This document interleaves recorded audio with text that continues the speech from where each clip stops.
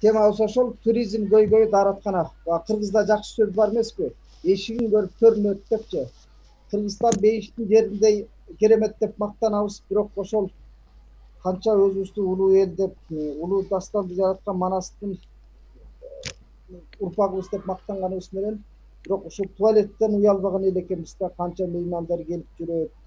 Анан быйыл эми албетте сырттан туристтер келиши күмөн. Ошентсе дагы ички туризмде баары бир көңүл бөлүп ошо өнүгө бериши керек да. Анан бүгүнкү биздин спикерлер менен тааныштырсам, Мунар Иса Биордо мейманканасынын жетекчиси. Борбор калабыз Бишкекте, Ошто ошо мейманканалар бар. Мирбек Асангариев Бриц мейманканасынын жетекчиси.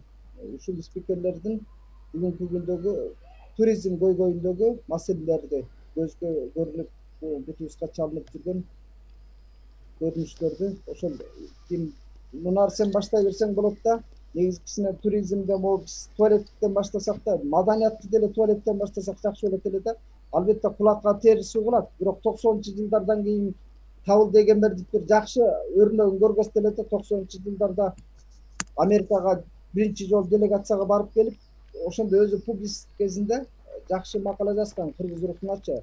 Биз көрсө туалетке киргенди да, заара ушатканды да билбейт экенбиз депчи. Себеби Америкага биринчи жолу баргандагы таасирин ошо сапар кайрык кылып жазып келген экен. Туалеттерге бизге киргенде улуу сөздө уят жок дейт да, тиягына чачырап, буягына чачырап туалеттер. Ошо кирүү маданиятыбыз калыптанбаганын мен ошондо аң сезимде революция болгондой болгон. Чын эле бизде туалетке кирүү чыгуу немесе мектеп жашынан үйрөнбөсөк, бала бакчадан үйрөнбөсөк, себеби өзүңөр билесиңер, кыргыз турмушу баягы көчмөн калк, тоо таштын арасында коктогородго чуркап барат, зарылчылык болгондо.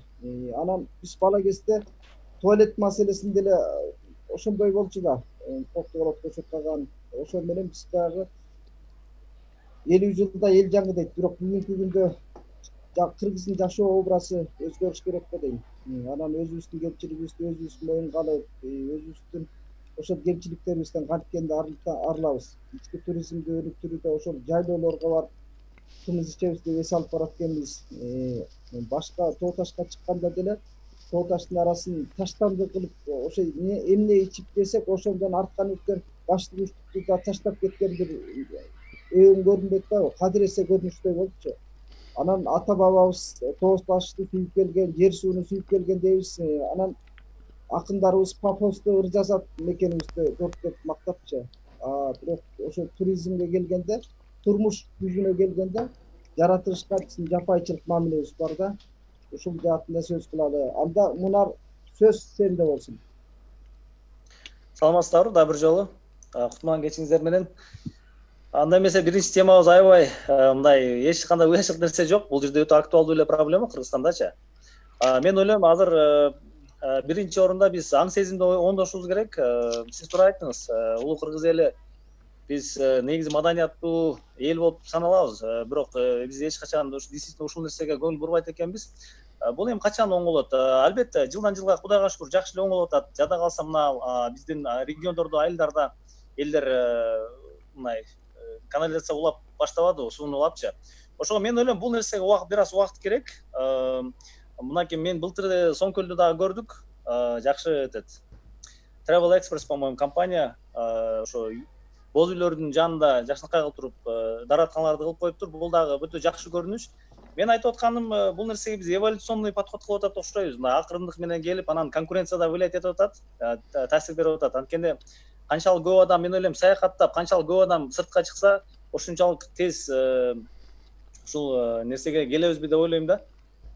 Ошого бул нерсе аябай туура эле, биз аябай аста-аста болуп атат, бирок мен ойлойм бир жакын арада чечилип калса керек, бир 1-2 жылда деп. Анткени азыр мен ойлойм, бизнесте, бул жерде бизнес ролу аябай чоң бул жердечи. Анан баарыбыз мамлекетте отура берсек болбойт экен, тилекке каршы. Эми биз мамлекеттин акыбалын көрүп атабыз. Жакшы эмес. Ошого бизнес чөйрө ушул нерсени колго алып жасап атат азыр. Бул өтө чоң көрүнүш. Мен ойлойм, жакын арада оңолуп калабыз деген үмүттөбүз. Элементарно Ош Бишкекте мен көп жүрөм. мурун өзүңүздөр билесиздер, эч жерде мындай токтой турган жер жок болчу. Бирок мынакей Каракөлдүн кире беришинде, мына ошол жактан келатканда как раз берки неме бар, пост. Ошого чейин да мисалы жакшы дарыткан алып коюптур. Кыргызча, орусча, англисче жазып, канализациясы менен көрдүңүзбү? Бул деле суроо талап ошого алып келди. Ушул сыяктуулар мындай акырын бизнес бул проблеманы чечип атат деп айта алам да.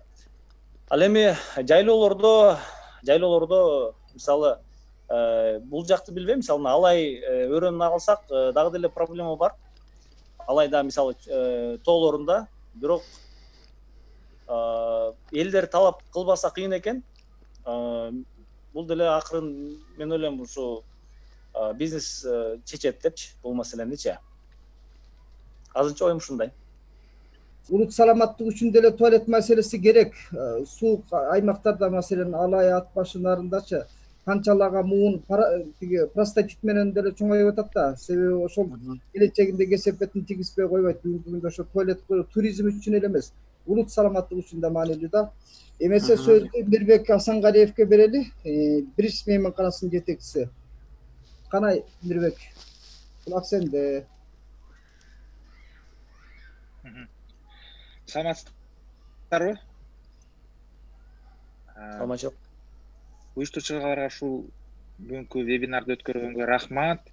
Мен оюмча абдан актуалдуу тема. Негизи жалпы туризмди алсак, анан биринчи даараткана деп коюп турсуздар. Эми акыркы жылдары байкасак, даараткана маселеси менимче жакшы эле чечилип келатат.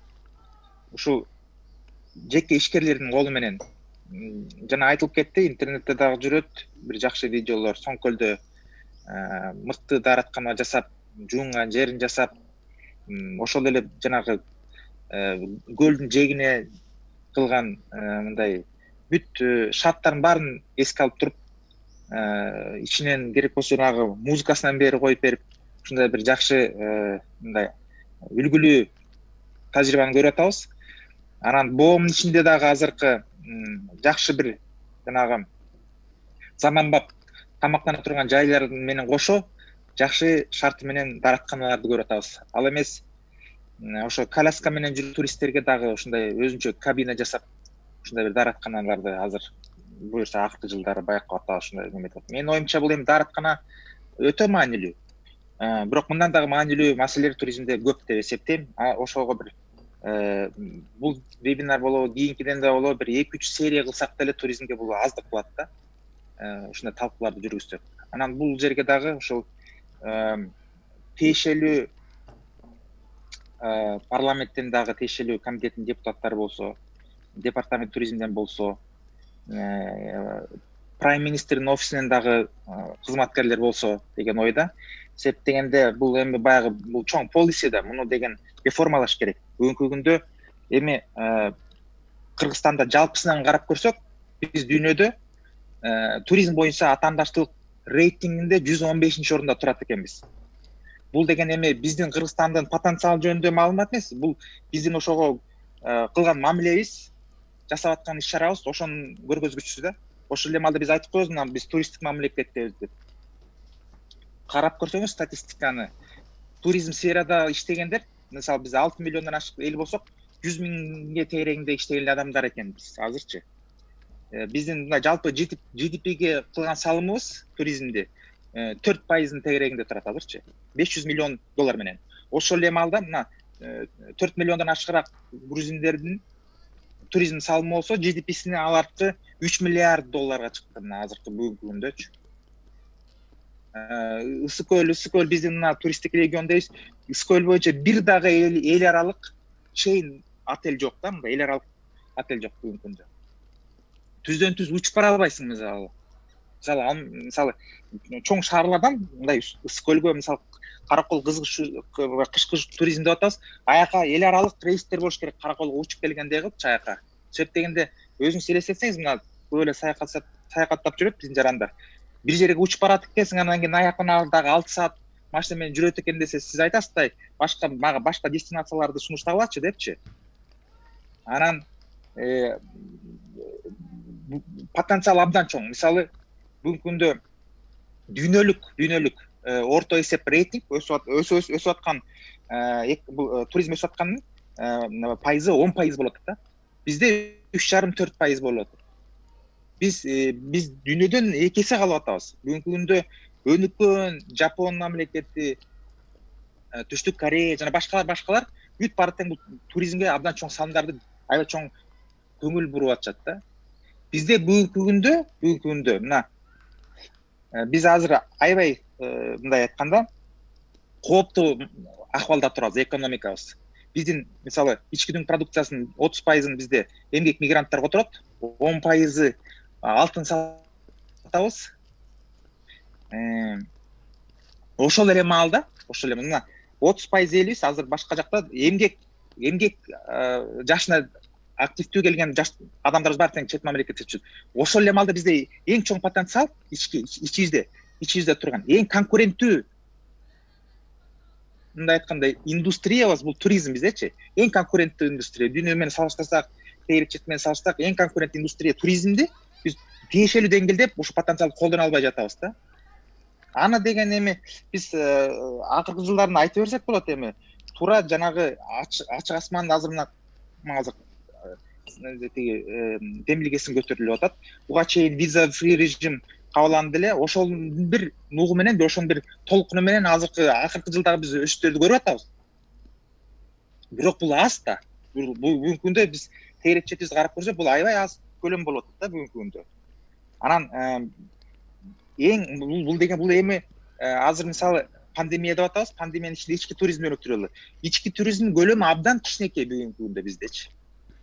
Биз канча айтпайлы ички туризм кичинекей болуп эле кала берет.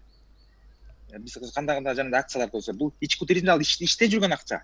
А туризм негизи жалпысынан бул тыштан келе турган валюта да. Ошол тыштан келе турган валютанын агымдарын бияка алып келгенге быйыл болосу дагы мындай келе жаткан жылдарда ошону алганга аракет кылыш керек. Ошол валюта да бул кызмат сервистин экспорту да. Ана бул негизи көп акчаны талап кылбайт бул туризм көп акчаны талап кылбайт. Мисалы акыркы жылдарда мисалы туристтер, Европадагылар келип аткандар, алар тескеринче мисалы тоо ташка барганда баягы аяка чейин жол да салып кереги жок, аяка чейин анча-мынча баягы мындай аутентичный шарттарга алар тескерисинче жактырат да. Анан бүгүнкү күндө Өзбекстанды карап көрсөңүздөр, Өзбекстанды туризмдин көлөмүн канчага чейин жеткиребиз деп атат. Кандай деген потоктор кетишти. Акыркы жылдар Өзбекстан бул чоң ачылыш болуп атат дүйнө жүзүнчө. Казакстан жылына $200 миллион туризм өзүнүн өнүгүшүнө инвестиция кылышат. Анан эми бул мындай маселе. Бүгүнкү күндө кыйын акыбалда, пандемия акыбалында кандай кылабыз деген. Менимче биз бул Борбор Азия регионалдык карым-катнаш шериктештикти өнүктүрүшүбүз керек. Себеп дегенде бул 60 миллиондон ашык туризм рыногу да. Казакстан, Өзбекстан менен ушул регион ичиндеги туризмди колдонсок болот бүгүнкү күндө. Себеп дегенде шашпай алар келгенде бияктан аны текшерип алып мындай кылып колдоно берсек болот. Бул 60 миллион деген бул аябай чоң потенциал. Бул биринчиден, экинчиден пандемия ачылгандан кийин, бүткөндөн кийин, чек-аралар ачылгандан кийин өзүңүздөр элестетсеңиз, сиз саякаттап Европага барсаңыз, бир мамлекетти көрбөйсүз да. Сөзсүз 2-3 мамлекетти көрөсүз. Себептен баары жакын, баары кызыктуу. Бир мамлекет канча кызыктуу болсо дагы экинчи, үчүнчү мамлекетти көргө тейин деп ирегетесиз да. Ошондой эле алыскы тетияктан келген туристтер сөзсүз Самарканд, Бухара баргандан кийин аяктын игерки мындай архитектурасын көргөндөн кийин таза табигат, тоолор, суулар, көлдөрдү көрөм деп баягы көчмөндөр элдин мындай легасисин көрөйүн деп Кыргызстанга кире кетет да сөзсүзчү. Ошон үчүн биз өзбектер менен, казактар менен дагы тыкыз байланышып, чоң бир каналдарды ачып, аяктан бияка учуп келгенге жеңил кылып, машина менен келгенге жеңил, поезд менен келгенге жеңилдетип, бүт маршруттарын баарын жакшыраак түзсөк, бул деген Өзбекстандын ачылганы бүгүнкү күндө бул чоң бизге мүмкүнчүлүк бул туризмди. Бир жагынан биз регионалдык деңгээлде атаандашабыз иштен. Бирок ушул атаандаштык биз баарыбызды өстүрөт өз-өзүнчө. И жалпысынан баарыбыз тең мындан деген жемишин көрсөк болот да бүгүнкү күндө. Анан эми policy деңгээлде муну кантип чечебиз эми? Биз го бияктан айтып анан кала бербей. Мунун аркасынан деген мисалы бир конкреттүү бир башкары инструменттерин да кабыл алыш керек да. Биз эгер турист ориентед мамлекет болобуз десек, башка мамлекеттердин тажрыйбасын алышыбыз керек да. Мисалы премьер-министринин офисинин алдында бир жакшы бир совет кылсак болмок да. Бүт туризм тармагында иштегендердин советин түзүп, ошол киргизип, тестен жасачу чараларды көрүп, жасачу реформаларды көрүп турсак болмок ошол жерденчи. Бүгүнкү күндө министерство маданият маалымат министринин алдында департамент кылып түзүп коюшту. Ал жерде бир 10га жакын киши иштейт. Бюджети аябай төмөн. Ана биз алардан талап кое беребиз да, силер муну жасаган жоксуңар, тигин жасаган жоксуңар. Жалпысынан колунда башкаруу мындай инструмент жок, мындай алып кетейин деп тургандай лидерлик, мындай айтканда компетенциясы жок. Баягы мыйзам түрүндө берилген мандаты жок да. Ошол маселелерди мисалы кеңейтип, туризм деген эң алдыңкы приоритет болуш керек бүгүнкү күндө. Мисалы айтыңызчы, мисалы кайсы индустрия бизде бүгүнкү күндө атаандаштык бере алат башка мамлекеттердин экономикасына? Кайсы туризмден башка эмнебиз бар мисалы азыр бүгүндө? IT деп атабыз, эми ал акырын өсүп келет атабыз. Бирок ал дагы жумуш ордунан дагы андай массалык түрдө бере албайт туризм катары. Туризмде баягы мультипликативдүү эффект аябай жогору. $1 туризмге инвестиция кылган ички түн продукциясынын $2 менен айланат да. Бул деген ошол эле айыл чарба, тамак аш, транспорт, гидтер, билет сатылат, самолеттор учат. Ошол цепочканы санап отурсаңыздар, бул эффект аябай жогору. А биз бирок аябай төмөн мамиле кылып атабыз да бүгүнкү күндө.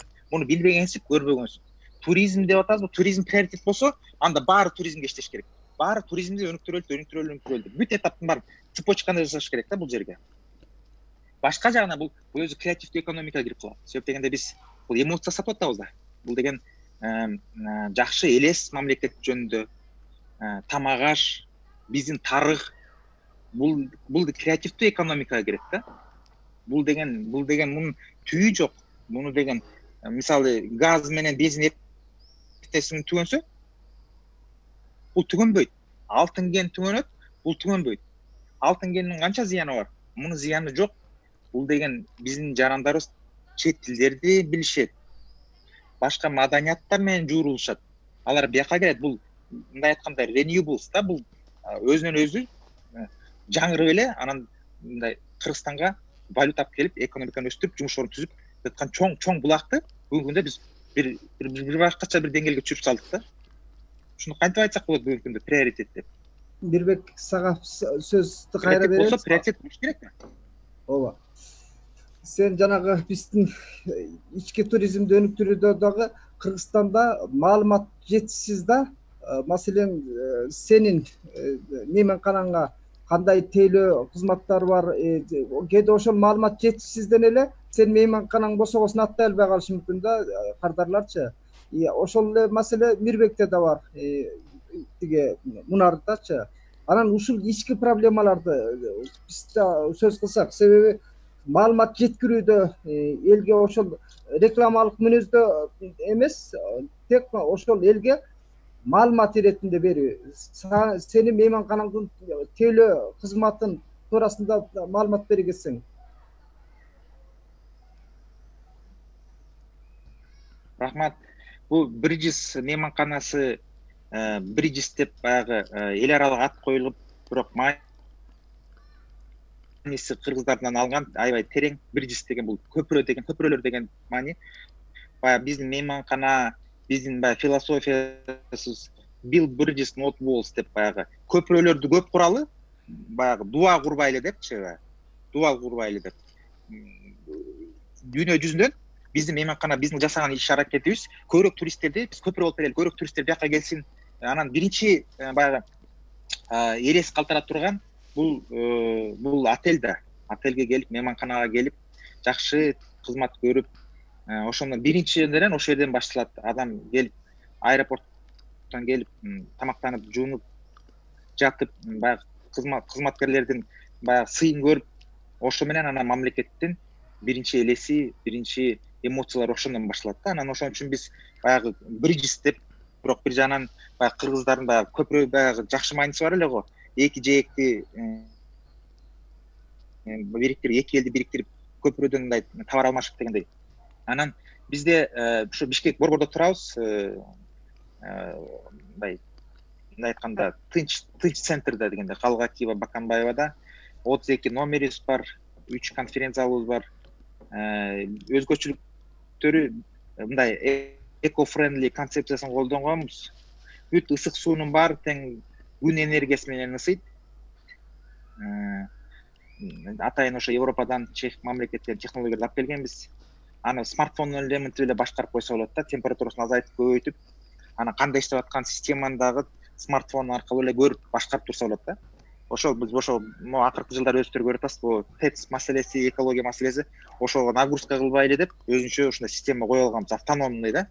Аябай эффективдүү, анан каражатты да жаңы чоң үнөмдөп берет да. Эми бул өзүбүздүн баягы дизайнерский местный долбоор болду. Баягы өзүнүн проект өзүндө местный долбоор, өзгөчөлүктөрү дагы жанагы толугу менен жанагы мүмкүнчүлүгү чектелген туристтер бар да. Мындай коляска менен келген, электроскутер менен келген туристтерге дагы ушу биз өзүнүн ата мекендик бияктан жаралган жергиликтүү отельдердин арасынан биз биринчи болдук ушундай шарттарды түзгөнбүз. Ичинде мисалы келгенден баштап бир да тепкич жок, киргенде мындай түз поверхностьтар менен түз менен кирип атайын номерлерде жасалган, аларга ыңгайлаштырылган. Ресепшнде дагы эметилген. Бул жерде ушундай саган Мирбек сөз келет азырчы. Тынчтыкбек Жанадил деген дагы бизден гидибиз турат, канча туристтер менен Кыргызстанды төрө кылдырып жүргөнчө. Анан Тынчтыкбек сага суроо. Сен ошо туристтерди гид болуп узатып тияк буякты тааныштырып жүргөндө мындай бетиң кызара турган, уяла турган кандай жагдайларга туш болдуң эле? Ошондо бүгүнкү түз эфирде кеп кала турган эмне маселе орчунду деп ойлойсуң? Рахмат, Олжобай агай. Азыр мен бир 5 мүнөт айтып берип коеюн, өзүмдүн анан акырын чыгып кете берем, коштошпой. Чоң рахмат. Тиги негизи ошо туризм сферасында мен өзүмдү гид, азыркы учурда гид эмесмин. Студент кезде гид болуп иштегенмин. Анан ал жана маданий турларды жасатканмын. Анан кийин болсо ошо дестинация долина Жыргалан деп, Destination Жыргалан Valley деп, Ысык-Көлдөгү Жыргаланды ошол жерде 2 жыл аткаруучу директор болуп иштедим. USAID проект менен аябай жакшы нерсе жасадык. Ошондо гидтерди окутканбыз. Анан ошо негизги бүгүнкү темабыз ошо даратканалар болчу да туризмдеги. Анан аябай ооба көйгөй чоң. Бул Мунар мырза да айтып кетти. Бул көйгөйдү чечиш үчүн ошол жана даратканаларды элдин аң сезими өсүш керек. Элдин аң сезими өсүш үчүн ошо жана көбүрөөк саякаттарга, башка жактарга чыгыш керек деп ойлойм да. Биздеги ошо мейманканалардын жетекчилери, ошол же боз үй лагери болуп, өзүм Караколдо боз үй лагерим бар, кичинекей чакан, Happy Nomad деп аталат.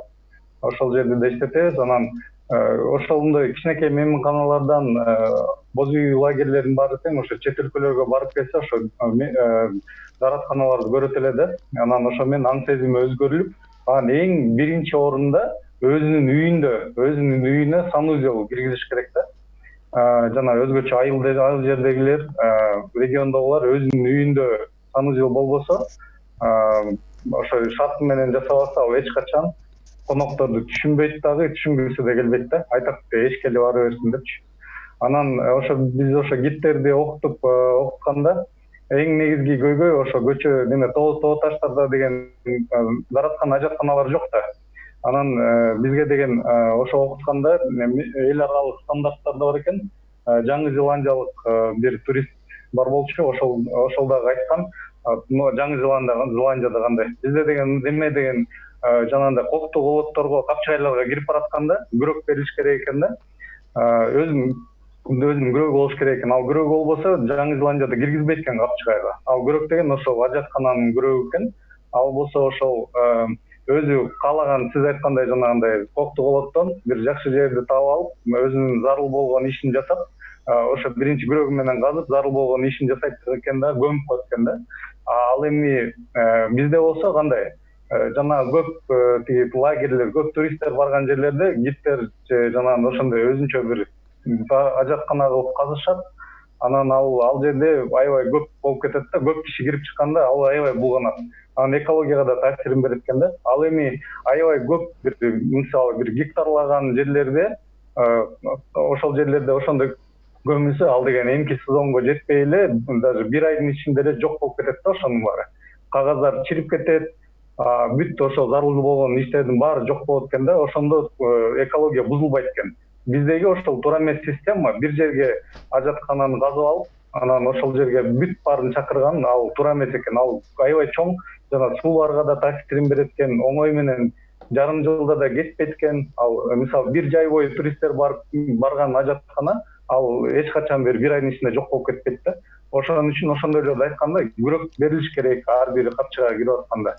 Күрөгү жок болсо штраф деп. Анан бизде андай эч ким андай немени кылбайт да. Ошону деген туризмде ошо ажаткананы ошо токту тоолорубуздун тоо туризмди сактабыз келсе ошондой күрөктөр менен башташыбыз керек. Бүт гидтер ошолордун баарын ошону окуш керек да. Ал эми конок үй жана боз үй лагерлердеги алар болсо баягы септик плавы же эми негизи канализация деген ал туура эмес экен. Керек болсо чоң шаарлардын канализациялары аябай чоң көйгөйгө алып келет. Ошон үчүн анын ордуна Европада деле азыр кеткен чакан өзүнүн мисалы ошол үй боз үй лагери турабы? Ал эми элестеткиле ошол жердеги саркынды суунун баарын тең өзүнчө бир чоң тиги жанагындай трубалар менен алып келип туруп шаардын канализациясына кошуп, анын эч кандай кереги жок да. Алардын баары тең ошол өз жана очистительный системалары орнотулуп, анан сугатка жарашчы сугатка, технический сууга жарашчы технический суу болуп, ошондой жок болуп кетиш керек дагы. Анан негизи эле колдон келсе канализационный системаларды жок кылып, ар бирөө ошондой локально ошондой өзү мындай маселе чечилгенге алып барыш керек. Ага Кудай буйрса барат деп ойлойм. Ал үчүн элибизде акылдуу элибиз бар. Болгон ошол чет өлкөлөргө көбүрөөк чыгып, изучать этип, ошол Жаңы Зеландияны, Швейцария ошолордун тажрыйбаларын алып, аны мындай жаңы велосипед неметпечи, ошентсе эле бүт чечилет деп ойлойм. Чоң рахмат. Унар сөз кезеги сенде. Сен темадан чыкпай эле айта бер, уланта бер ушул логикада. Биз кайткенде ошо ички туризмди өнүктүрүүдө эмнеге көңүл бурушубуз керек? Өкмөттөгү эле мындай кол сунган ишкерлерге болгон мындай климат кандай бизде? Чоң рахмат. Эми ички туризм бизде азыр Мирбек байка айтып кеткендей, бизде көлөм аябай аз да. Бул 5 миллион калк, 6 миллион калк деген бул эч ким мындай бул рынок, базар аябай кичинекей да. Ошого бул эч кимге мындай айтканда бизге пайдалуу эмес. Бирок бул нерседе башка мамлекетти алсак, мисалы биз Өзбекстанга барганда, Өзбекстанга барып, ошол жерде мамлекет окуучуларды, студенттерди мындай айтканда мажбурлап же финанс каржылап, башка мисалы ар бир региондон башка региондорго өздөрү автобусту төлөп беришет экен. Кыскасы мамлекет бардык каржылап, туризм жакшы экен да, межрегиональныйчы.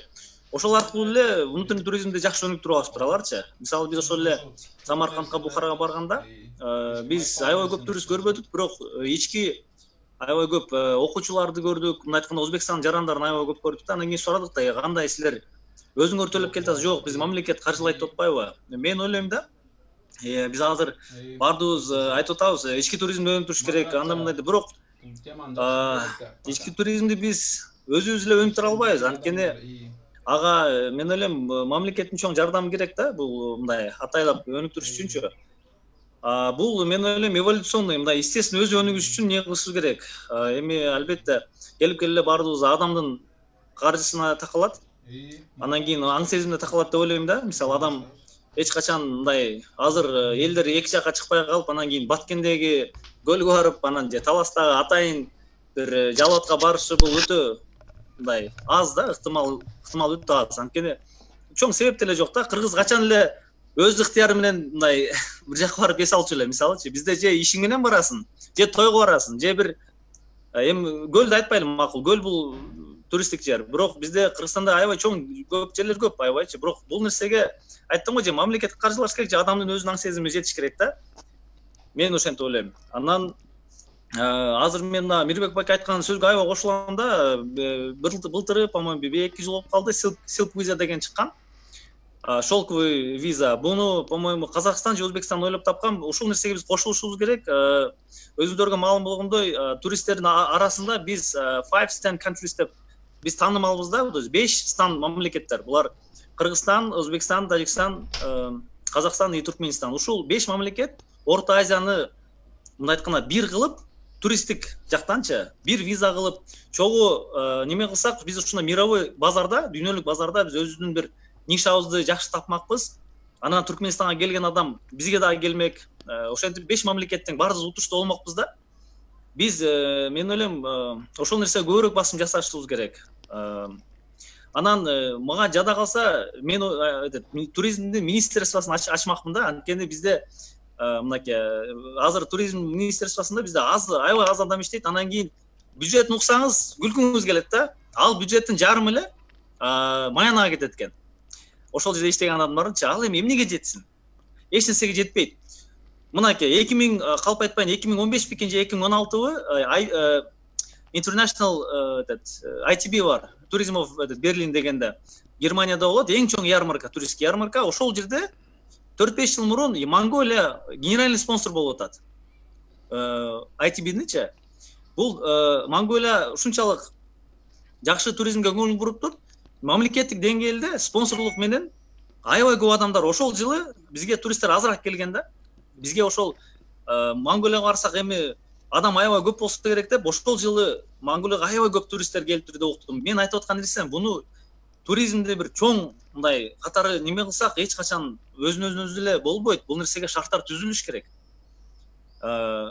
Туризмде мамлекет жардам бериш керек да. Мисалы биз мына январда быйыл эле Японияда болуп келдик. Именно ошо туризм сабагы боюнча бир ай жүрдүк. Хоккайдо областында болдук. Алар менен көп сүйлөштүк, баарлаштык.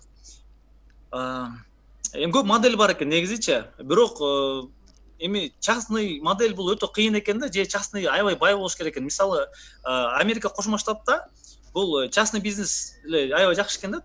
Инфраструктура кылып берип мамлекет шарттар түзүп берген үчүн туризм аябай жакшы өнүккөн да. Бизде эми андай десеңиз, мынакей элементарно бизде аэропорттор жок да. Мисалы ошол эле Ысык көлгө дейли, же бир башка немелерге прямой аэропорттор жок. Мына Стамбул, то есть Turkish Airlines Ошко учту эле, мына 2-3 жылдан бери учпай калып, кыйла туристтер азайды. Мисалычы. Мен ойлойм, ошого аэропорттордогу мамлекет бериш керек частный компанияларга. Мисалы, Алматаны алган компания, түрк компаниясы көрсө Бишкекке кызыккан экен, биздикилерин политика болуп берилбей калыптыр. Ошол сыяктуулардын чоң частный компаниялар бериш керек. Мен ойлойм, мамлекет шарт түзүп, мындай частный секторго шарт түзүп бергенде, анан кийин мындай биргеликте бул нерсе болот да. Анан кийин инфраструктура жок болсо, элементарный жол начар болсо, биз кайсыл туризм жөнүндө айта алабыз? Мисалычы, туура биз аракет кылабыз. Биз туризмде өтө жакшы иштеп атат. Бирок бул биздин потенциалыбыз мындан дагы бийик да. Мындан дагы бийик. Мисалы, мына Грузия аябай жакшы пример. Мисалычы, мисалы бизге мына Японияга Шри-Ланкадан келишти. Бизде аябай чоң мындай талашуу болду, тартышуу болду. Биз частный сектордон бардык да, Кыргызстанданчы. Алар айтып атат, мамлекеттен келиптир да, бирок ушунчалык күйүп айтып атат, бюджеттерин сурасаңыз аябай чоң. Мен ойлойм, буну мамлекеттик деңгээлде туризм приоритет болгонго байланыштуу, буну реальный приоритет кылып караш керек да. Анан жөн эле приоритет деп сөз менен айтып койбой, анткени сөз менен айтылып атат, на самом деле же бюджет бөлүнбөйт акча. Мисалычы, мамлекеттин эң чоң кесепети ушу тийип атат да, департамент кылып бөлүп койгону туризм тармагынча. Болбосо Борбор Азияда биз жанагы Мирбек жогоруда айта кеткендей, сен да айтып атасың, могу Европа өлкөлөрүндөй катыш мамилени ошол ички туризмди өнүктүрүүдө коңшулар менен алака мамиле жакшы болбой атат да. Жалаң эле чек ара чыр мененчи биз качан ушу коңшу элдер менен коңшуңдун үйүндө өрт чыкса, ал жалгыз сеникине да жетет да.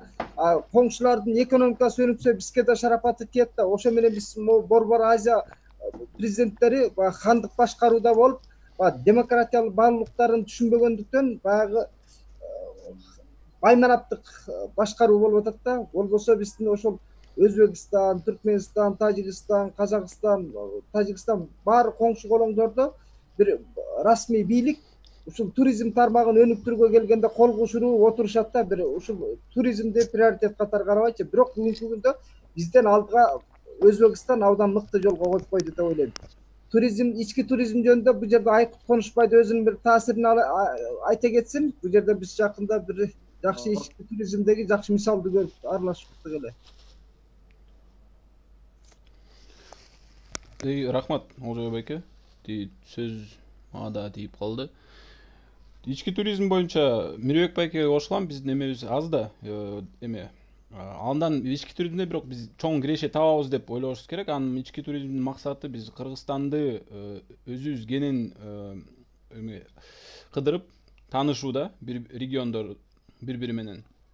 Анан Тынчтык байкенин да айтканына кошулам.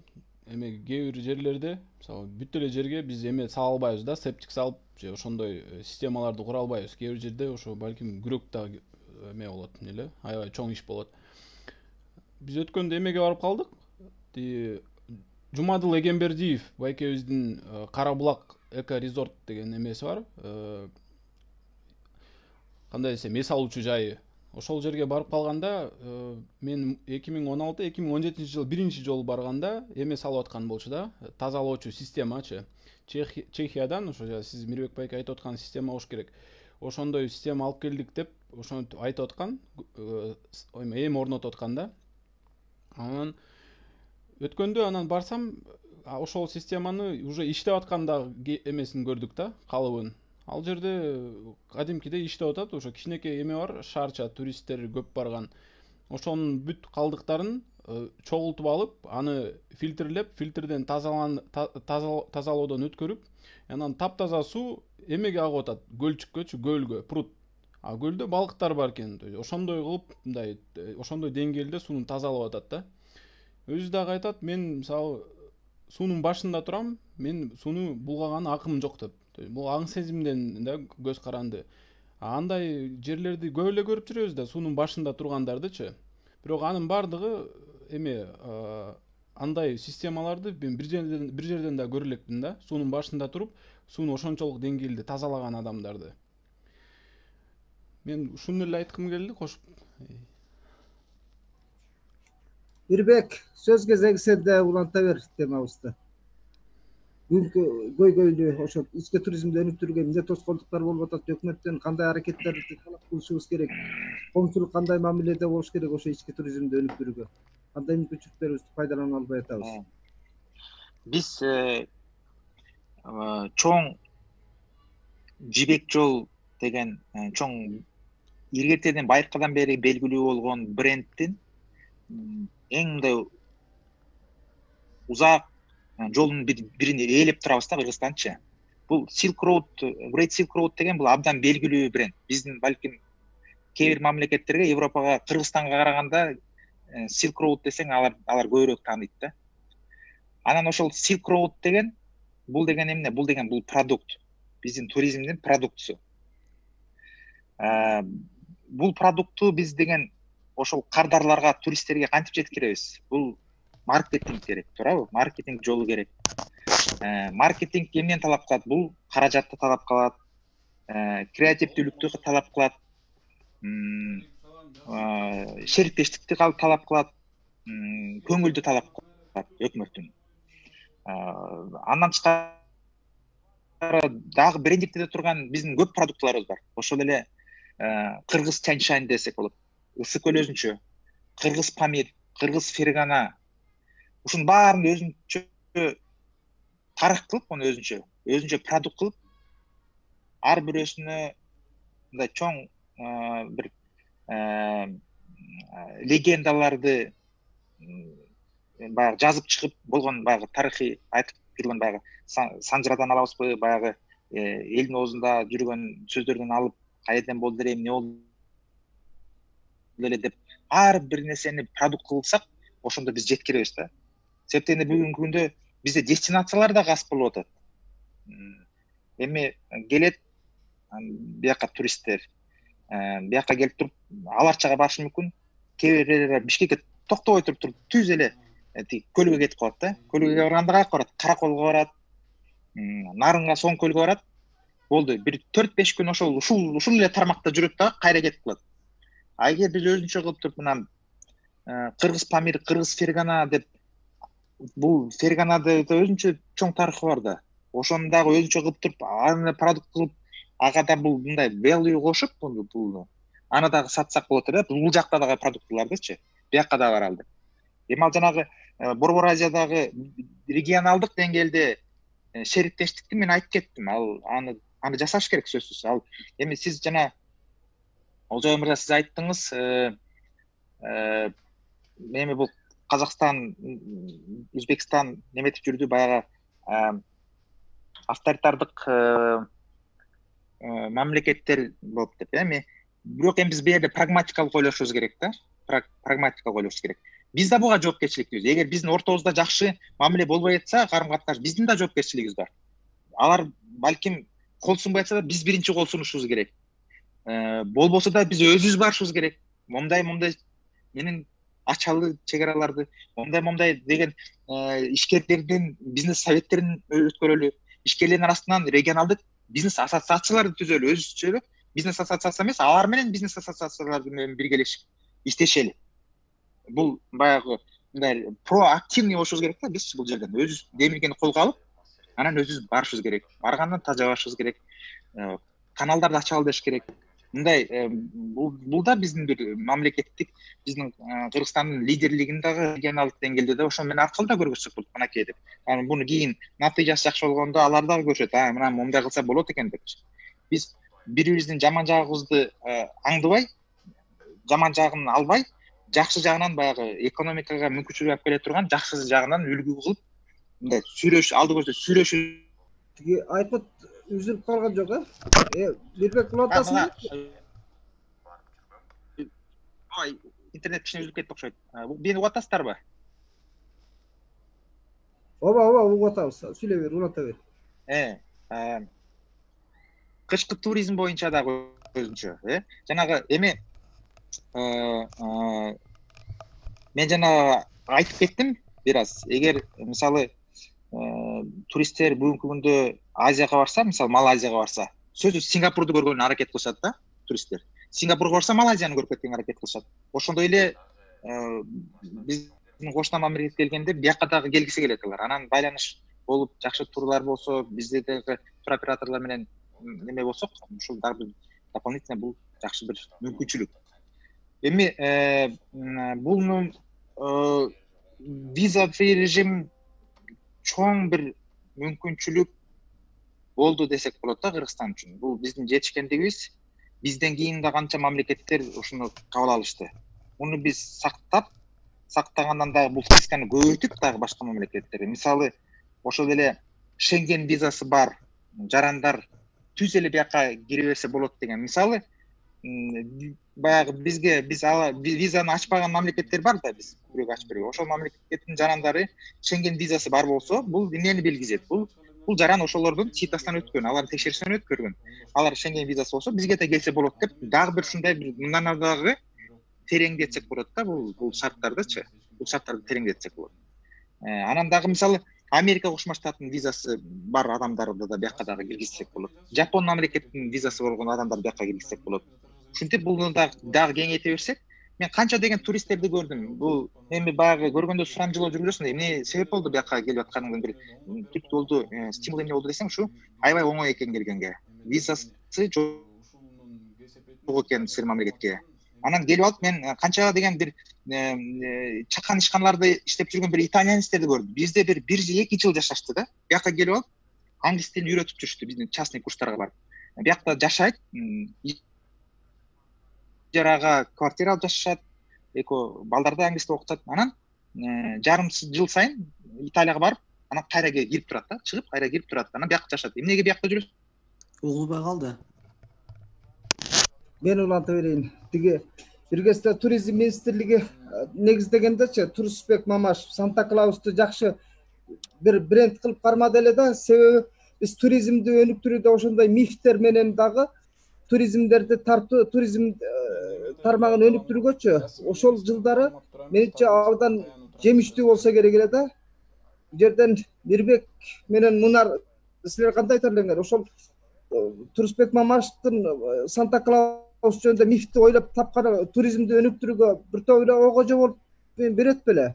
Анан кийин аны биздин эл шылдың менен кабыл алды. Биз бир кезде Акылбек Жапаров дагы жана малга паспорт керек экен десе да шылдың менен кабыл албадыкпы. Кээде биз ушундай прогрессивдүү көз караштагы бизнес проекттерди, турмушка керектүү практичный нерселерди биздин коом дароо шылдың менен кабыл алган бир адатыбыз бар да.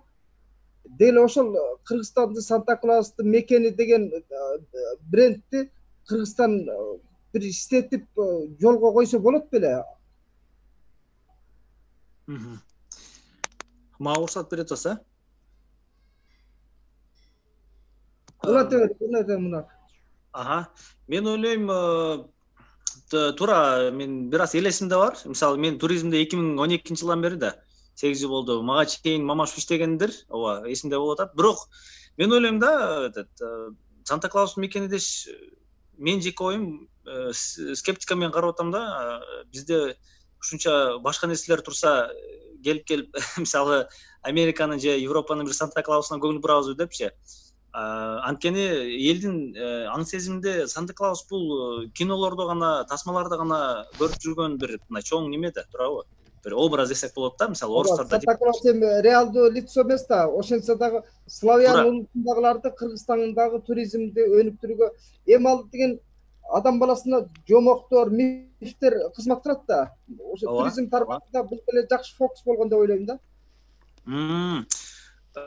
Мүмкүн, бирок мен ушу 8 жылдан бери иштеп эч качан ушул нерсе менен салыштыра алмаган эмесмин да. Мүмкүн, эгерде Мамашев ошол нерсени бир жакшыраак иштесе, мүмкүн бир Кыргызстанга да ошол үчүн келмек. Бирок биз өзүбүздүн мындай айтканда өзүбүздүн жакшы жактарыбыз бар да. Биз ошол нерсеге көбүрөөк көңүл бурушубуз керек. Ошол эле азыр Мирбек байка айтып кетти, Silkway жолу, ошо жибек жолу. Мисалы ошол эле мисалы ар бир региондун өзүнүн жакшы жактарын кылсак болот. Бирок мен ойлойм да, бул Орто Азия тилекке каршы азыр стабилдүү эмес өлкөлөргө кирип атпайбы? Мисалы ошол эле азыр бизде Тажикстан менен проблема, мына мисалы кечээ Кара Дарыяда Өзбекстан менен проблема болуп атат, чек ара маселеси. Ошол эле азыр Казакстанда кечээ улуттар арасы бир аз проблема болду. Ошого бул жерде мындай айтканда бир нерседен башташ үчүн Кыргызстанда өтө бир жакшы шанс бар да. Анткени бизде элибиз аябайбыз немеге жакын келебиз да. Мындай айтканда свободолюбивый деп коебуз го, демократия көбүрөөк бизде неме кылган. Ошого өзүбүздүн фишкабызды ойлоп табышыбыз керек да. Мисалы азыр деле мынакей биздин немебиз бар, слоган бар азыр Кыргызстандыкы so much to discover деп айтып койгон, көп нерсени изилдесе болот деп. Бирок бул дагы аябай мындай өтө бир кенен айтылганда, мен ойлойм Кыргызстанга дагы ошол нерсе жакшыраак иштеш керек да. Өзүбүздүн бир фишка болуш керек. Ошол эле Silkway'дин жибек жолунун өлкөсү дейбизби, же бир мисалы биз тилекке каршы мисалы боз үйүздү бир аз алдырдык деп ойлойм, мына Монголияга алдырдык деп ойлойм. Мисалы анткени алар өзүнүн аябай чоң бир жакшы реклама кылып атышат. Өзүнүн айтканда азыр мен ойлойм бизге эң жакшы шанс бул биздин мына оюндар. Көчмөн оюндар болуп атпайбы 2 жылда бирчи. Ошол нерсени биз колдон чыгарбай, мисалы азыр мына FIFA-нын немеси Бельгияда го, FIFA-ны ойлоп тапкан, FIFA-нын немеси мындай айтканда футбол аябай өнүккөн. Дүйнө деңгээлде өнүгүп атпайбы? Баардык нерсе налогдор дагы ошо бир мамлекетке түшөт да. Ошол сыяктуу эле биз көчмөндөр оюнун мындан да жакшыраак деңгээлде, анан кийин бир чоң офис куруп, Бишкекчи мисалы Кыргызстан реально организатор болуп, бул демилгени колго чыгарбашыбыз бул өтө маанилүү да Кыргызстанга. Анткени көчмөндөр оюну чын айтканда бул мен ойлойм, канча адамдар мисалы буну туура эмес деп атышат, көп акча кеткен андай мындай деп атат, бирок бул туризмге аябай чоң өзүнүн чоң салымын кошту деп ойлойм. Ушул көчмөндөр оюнду Кыргызстан көчмөндөрдүн өлкөсү, көчмөндөрдүн мамлекети деп ошол нерсени позиция кылыш керек деп ойлойм. Анан кийин Санта Клаус турмушу дегендечи баягы туалет маселесине кайра келе дааратканаларгачы биз канчалык Кыргызстандагы туризмди өнүктүрөбүз деген менен деле баягы сөз башына кайра келели, жанагы эшигиң төрүнөт дегенчи баскан турган жерибиз жана Коктуголоттор жана жайлоолордогу керемет бейиштей жерлердин баарын биз ошол көркү керемет болуп турган менен жанагындай күнүмдүк муктаждык туалет зарылчылыгына келгенде эле баары бир эле биз бет кызара турган жердебиз да. Анан мамлекетте жана департамент деңгээлинде түшүрүп койду туризмди өнүктүргөндөчү. Анан ушул тейлөө жагына келгенде дагы адам мындай да баскан турган жериң таза болбосо кайтып ош жерге келип турист келгиси келсин да кайра кезген чуңкур көрсүн дейт да. Маселен ушул туалет маселесинен кайра кайып кеттик. Анан силердин ички туризмдеги кызмат көрсөтүүңөр боюнча да маалымат бере кеткиле. Маселен Биордо мейманканасы менен Бриз мейманканасы ички туризмди өнүктүрүүгө элге кайсы маалыматтарды бергиңер келет көбүрөөкчү? Себеби ички каттамда бизде баягы эле карым катнашты кайра түзө албай атабыз. Ошо кандай мүмкүнчүлүктөрдү түзүп бере аласыңар эс алуучуларга? Маселен мен Биордого же Бризге барайын десем эмне кызыктырат силерди? Силердин фокусуңар, фишкаңар эмне? Түшүндүм. Эми бир аз тарыхча айтып коелу биз ишканабыз боюнча. Биордо мейманканасы 2012-жылы 1-апрелде ачылган. Азыркы убакытта биз эми чоң мейманкана эмеспиз. Отель, мисалы, азыр мына Bridges бул вообще башка ниша. Бул отель, мен ойлоймчу 3 же 4 жылдыздуу да. Бирок биздики көбүрөөк хостел, анан кийин конок үй деп позиция кылабыз өзүбүздү. Ошто 2 точкабыз бар. Бишкекте мынакей ачылдык Чуйстановада 5-6 айдан бери иштеп атабыз, Кудайга шүгүр. Эми азыр пандемияга байланыштуу негизи биз буга чейин хостел деп өзүбүздүн туристтердин арасында бюджетный backpackers деп коет, ошолорго жакшыраак танылганбыз негизи. TripAdvisor, Lonely Planet жана башка Booking.com дегендерде жакшы эле бааларыбыз бар. Бирок азыр пандемияга байланыштуу биз азыр бир аз өзгөртөйүн деп атабыз. Мисалы, азыр биз чет элден келген студенттерге же региондон келген студенттерге көбүрөөк шарт түзүп берели деп азыр ошонун үстүндө иштеп атабыз. Анткени биздин аябай чоң хостелден эң чоң карышкылар, күчтүү конкуренттер жабылып баштады да, мындай айткандачы, баардыгы банкрот болуп атат, канча брондор быйылкыга атмен болуп атат. Азыр бул өтө оор туризмге кризис маалы деп айтсам болот да. Анткени биз чоң отелдерге окшоп конференция залыбыз жок, чоң рестораныбыз жок. Мындай айтканда чоң эл аралык ишканалар менен иштеше албайбыз, мекемелер мененчи. Ошого биз только туристтер менен иштешкенге байланыштуу биз аябай кыйналып атабыз.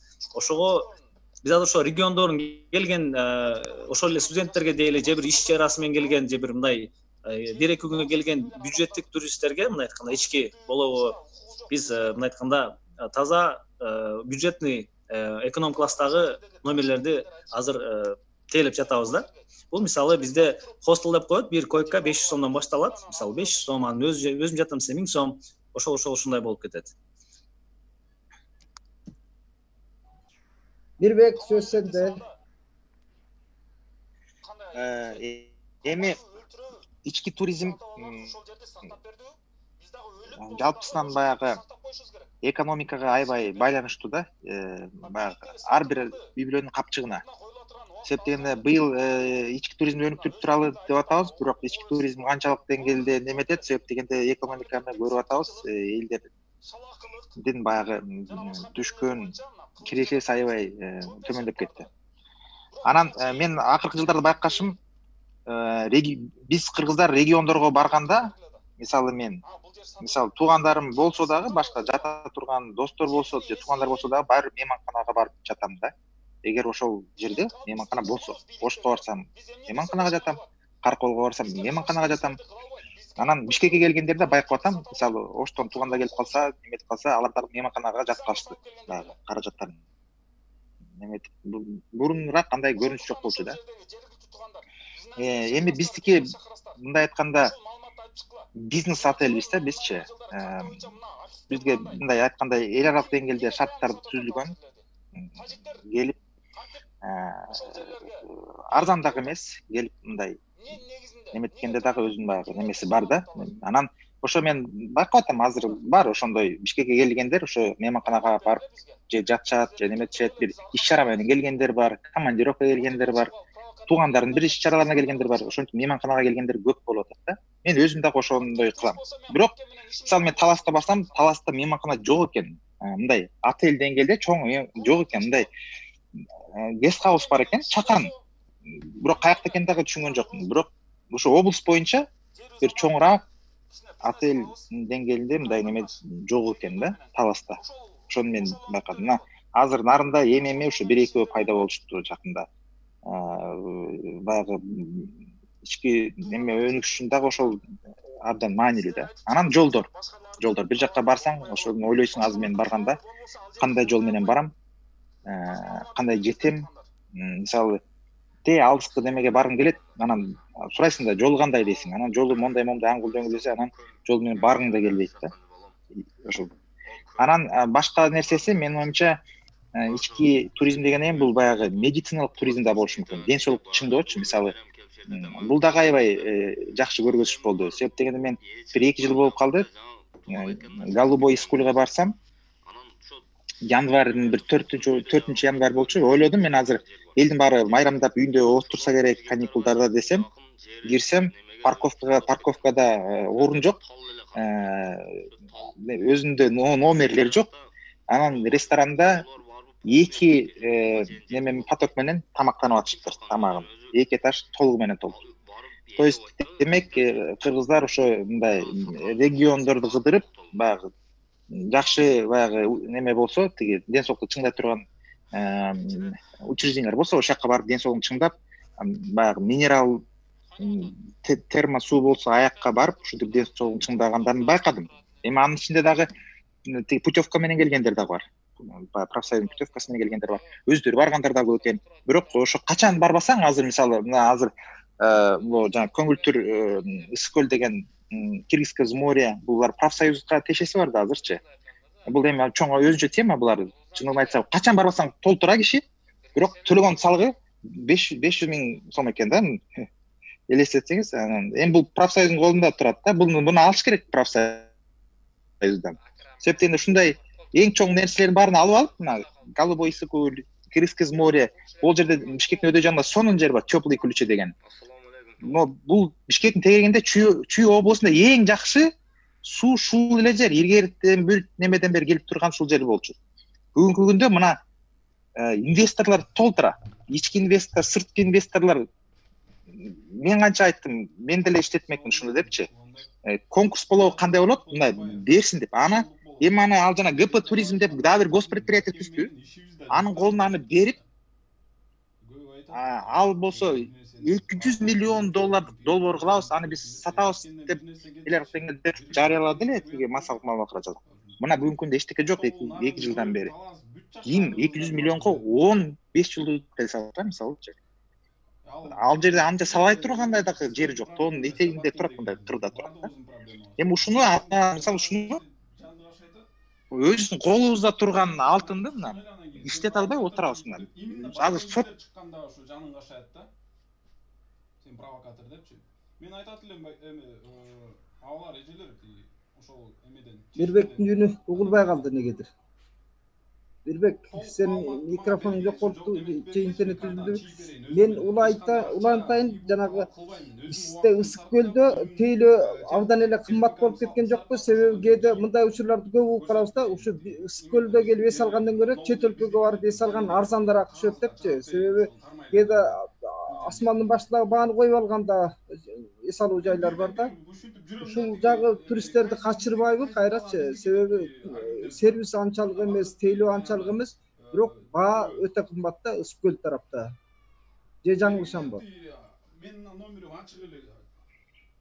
Сүрөттөрүн жөнөткүлөм, могул жер биздики деп. Ошону мен картага түшүрөм. Угулуп атат да. Жер сатылып кеткендерин айткыла картага түшүрөлү, анан кийин ошол кагазды карап. Эми угулуп атат. Угулуп атат. Туура. Эми мындай да ар бир нерсе бара баягы сандан сапатка өтөт экен да. Анан бүгүнкү күндө чындыгында сезон кыска болгондуктан дагы баягы 1,5 ай. Эми чынын айтса, погода баягы аба ырайы кандай өзгөрүлүп эметип, бир толук 1,5 ай иштешти да, 1,5 ай 2 ай иштешти. Анан ошол маалда киши барат экен, пансионаттын баары толот экен. Анан баалар өйдө жогорулайт экен, ал бар ошондой нерсечи, ошондой нерсе бар. Бүгүнкү күндө эми бирок капчыгына жараша ар кандай сунуштар бар рынокто. Кымбат десең кымбаты бар, орто десең ортосу бар. Анан алардын саны акырынан баягы тейлөө сапаты да акырынан жогорулап атканын байкап атабыз. Бирок мындан жада жакшы болсо жакшы болмок. Анан жана мен айтып кеткендей, бир дагы эл аралык ал жерде отель жок бүгүнкү күндө, резорт жок. Эгер биз Батуми менен салыштырсак, Ысык көлдү, Батумиде канча деген ошол эле Шератон, Интерконтиненталдар отельдерин салган, аларга жерди бекер берген учурунда мына келип салгыла деп берген жерди мынакей келгилет. Себептен алардын өздөрүнүн дүйнө жүзүндө мындай айтканда сет бар да, булар ошолор аркылуу дагы тартат мамлекетке. Келген мына бизде бүт отельдердин баарына киргенде телевизордон ошол бизде сет каерде бар экен, бүт баарына реклама кылышат да. Ал жерде эл аралык рейстерди айтып коелу. Ал жерге учуп келгенде, мисалы, любой Европанын мамлекетинен 40-50 еврога чейин билет алып учуп келсе болот Батумигечи.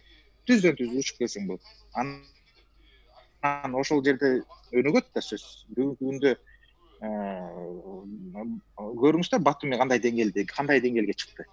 Ысык көл эмес менен кемели анданчы. Суу десең суусу бар, термальный суусу да бар. Кышында дагы аны баягы ден соолук чыңдоо резортторду жасаса болот. Жайкысы десең бар.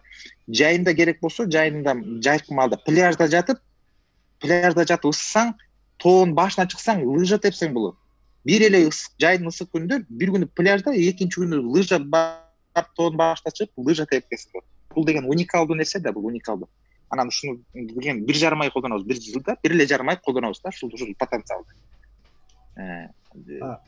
Сөзсүз аэропорт керек. Тамчыга бирди, Караколго бирди. Түздөн түз эл аралык дестинациялардан, Стамбулдан болобу, Дубайдан болобу, түздөн түз учуп келип Тамчыга конгондой, кышында учуп келип Караколго конгондой жакшы чакан аэропорттор керек. Аны эми баягы эл аралык компанияларды тартыш керек, инвесторлор тартыш керек ошол жерге. Алар келебиз дейт. Келет бул рыноккачы, бирок не жок? Ачык жок, айкындык жок. Анан мындай конкуренттүү бир критериялар менен аларды тартканга эмес жок. Алар мындай карайт биздин рейтингтерди, ошол эле жанагы коррупция деңгээлин карайт, doing бизнести карайт. Анан караганда көрөт, бул эта страна неинтересно, бул кызыксыз мамлекет болуп атат да. Себептен жеке мүлкүңдү тартып алып коюшу мүмкүн, светке кошула албайсың. Мына жада калса, мына биз деле мисалы Бишкектен куруп электр энергия ала албайбыз да, электр энергия кошула албайбыз. Кошулган бул чоң көйгөй. Эгер сен бир нерсе куруп электр энергия алсаң, мисалы бизге чоң киловатт керек да. Алып алсаң бул чоң жетишкендик да. Бул чоң көйгөйүңдү чечип алган турбайсыңбы деген сөз да булчу. Бул кантип алдың бул мынча киловаттты деген маселе. Таң калат. Бирөө жакшы киловатт алса өзүнө. Эми бул биз айтабыз товар төлөгүлө деп. Товар болсо бербейсиңер анда. Товарды сатып алалы десең да бере аласың. Аны кошула албасаң анан кантип саласың бүгүнкү күндө? Ар бир ушундай бул мисалы жеке бул регионалдыкта туризмге бул чоң тоскоолдуктар аябай көп бүгүнкү күндө. Мисалы ошол эле каражат маселеси. Каражат, мисалы кредиттер керек да. Жеңил, пайызы азыраак, жакшы бир мындай акыркы жылда бир аз конкуренция болуп, рынокто кичине төмөндөй баштады эле. Бизнес өнүгүп ошон колдоно баштады, кредитти көп ала баштады акыркы жылдары. Анан мындан дагы неме болсо, бул дагы бир мындай стимул болот да, аларга мотивация болот. Көбүрөөк алып. Жигиттер, эми биз жыйынтыктар кезекти мындай кылалы. Экөөңө 2 мүнөттөн берсем, 3 мүнөттөн берсем, мындай кылгыла. Кардарларды чакыргыла. Кана. Мунар, сен не деп чакырасың кардарларды? Мирбек, сен не деп чакырасың? Кандай азыр үй күчүк болуп пандемия кесепетинен үйдө отурган дареби эс алууга чыккысы келет. Карантин буюрса мөөнөтү чеги бүтүп калды окшойт. Анда ошол жыйынтыктар сөздү экөөңдүн кантип мейманга чакырасыңар элди? Ошо менен жыйынтыктайбыз. Эми быйыл мен ойлойм, ар бир адам ички саякаттап бир жака барыш үчүн бир өзүнчө бир мотив издеш керек да. Эми баягы көрө элек жерин көрүп келейин, бара элек жерди барып келейин, бир региондун тамагын жакшы жеп көрө элек болсо барып жеп келейин деген бир өзүнчө бир мотивтерди издеш керек. Анан мен ойлойм, баягы эми бул деле кызык. Көрүп өзүңдүн өлкөңдү кызыгып, өзүң өлкөңдө келип суктансаң, ошончо жакшы көрсөң, ошончолук эмгекте кыласың дегендейчи. Анан менче мисалы мен дагы бара элек жерлер бар региондордо бүгүнкү күндө. Анан буюруп калса, быйыл мен дагы өзүм дагы кыдырып көрүп, бирок барганда сөз каякка жатсам, кандай жетем ошол маселелерди. Эгер коллективди уюшуп алып барабыз дегендерге кызмат көрсөтүү жагыңар кандай? Андай кылсак да сүйлөшсөк болот. Эгер мисалы башка региондордон Бишкекке келип же мисалы Оштон Баткенден келатып Бишкекке эс алыш керек да бир күн. Анын көлүгө кетиш үчүн же нарга кетиш үчүн. Ошондой болсо кайрылса биз сөзсүз коллективный жакшы мындай немелерди, бааларды, төмөнкү бааларды берип, ошентип иштесек болот.